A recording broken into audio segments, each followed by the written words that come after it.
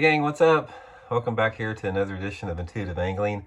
Hope everybody's having a good day out there today, and much appreciated you guys making some time to watch the video.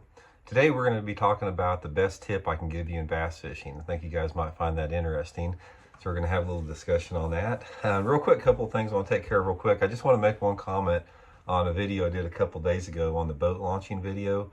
I did a little video on how to launch your boat and sort of ethics at the ramp and that type of stuff.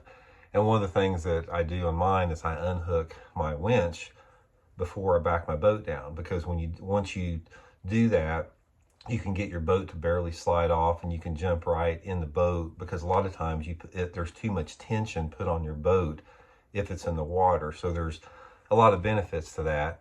And I've done this for 50 years and I have never one single time had an issue losing the boat. And I had people get on there and say, Randy, you can't do that. You got to keep this thing hooked up all the way to the ramp. Guys, that if you're comfortable with that, keep it hooked up. I've never had one single issue. Like anything else, when you're backing down a ramp, you want to make sure that you go nice and slow. You don't want to put the brakes on sharp, anything like that. Obviously, if you have a boat that has rollers on it, or if there's ice on the runners, that's a different issue. But for the most part, that's a really effective way to launch your boat. So I just want to address that a little bit there.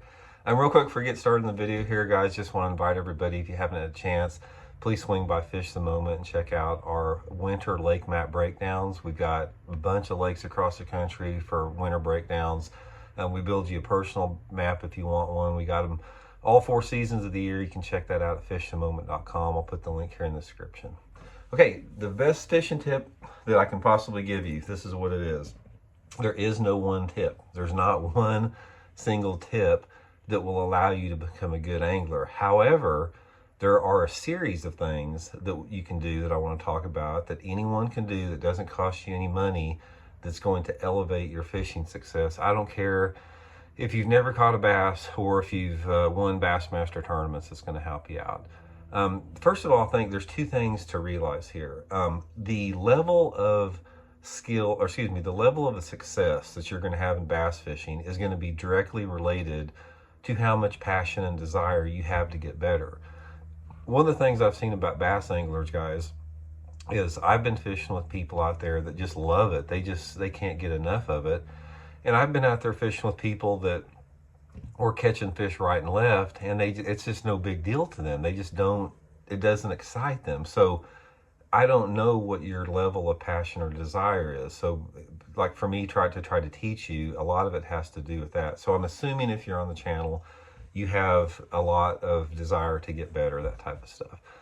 Here's the first thing you can do. I'm going to list some stuff everybody can do that's going to help you out. The first thing that you can do, guys, is improve your casting skills. If there was one thing that stood above anything else, and they're so close together, but if there was one thing, it would be get good at your casting. If you are good at casting, it's going to make your success so much higher on the water. If you can put that bait where you want it to, that means so much. If you're fishing targets along the bank, if you're fishing docks or laydowns, or casting along rocky banks, or have to get that lure close to a boat dock or something like that, your ability to put your bait where you want it to, it means everything. It means the difference between catching 50 bass in a day and catching 2 bass in a day. This is something everybody can do. Just get out there and practice. Get in your yard and practice. Go to the park and practice. Go to the lake and practice. Practice pitching, skipping, casting overhanded, sidearm, underhand, spinning, tackle, bait caster. Just spend time doing that. That's going to really, really improve your fishing skills a lot.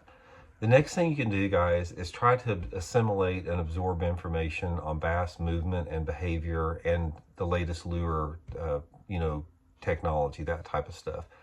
It's easier now than it's ever been. Back in my day, when I got started out, there wasn't nothing, guys. We got one magazine a month, like Bassmaster magazine, that had 2 or 3 articles on how to fish a plastic worm, usually written by outdoor writers, not by pros. It was so hard to learn to become a good angler. It took forever. You can learn more about bass fishing. Guys, you can get on the internet and go to YouTube or whatever.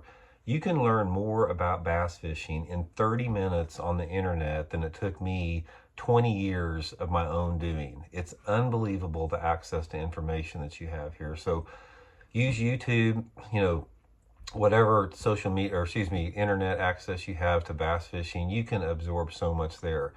That does, however, that gets into number 3. That doesn't replace time on the water. You can be the best caster in the world. You can know every single technique from watching YouTube videos, but unless you get on the water and actually get that feel, get that wind in your face, feel that water lapping up against the bank or your boat, and get out there and actually execute it in real life, you're not going to be a good angler. So the more time that you can spend on the water applying those things that you've learned is going to be huge out there. I call it dirt time as far as time on the water, and there's nothing that matches it. I don't care if you're wading a creek. You can wade a creek and you can observe the cycle of life down there. You can see the minnows, you can see the crawdads, you can see how eddies form behind rocks. Anywhere you have water, creeks, ponds, lakes, whatever, that's a learning environment. And don't think that you just have to go out there and catch fish to learn, because you don't. Because you just be a keen observer. Just your observation skills and the level of awareness you have is going to help you out tremendously. Let's say, for example, that you go down to your favorite lake out there and you don't even have a fishing rod. You're just walking the bank. You can still observe like how the different species of perch cruise the bank, feeding on algae or whatever like that. You can watch shoreline minnows. Again, you can observe crawfish. You can observe activity on the banks, frogs. You can see the type of cover that's in water. You can learn something every time you're around water. So simply try to spend as much time as you can around the water. And the last thing real quick, and there's a bunch of them. I mean, I could give you guys 100 different things, but I just wanted to, for brevity and for just a foundation, I wanted to list these.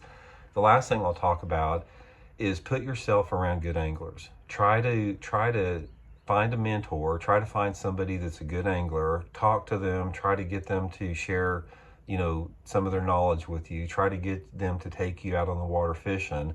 That's going to be huge. Some of the most biggest profound learning days that affected my whole career is when I got to spend days on the water with good anglers.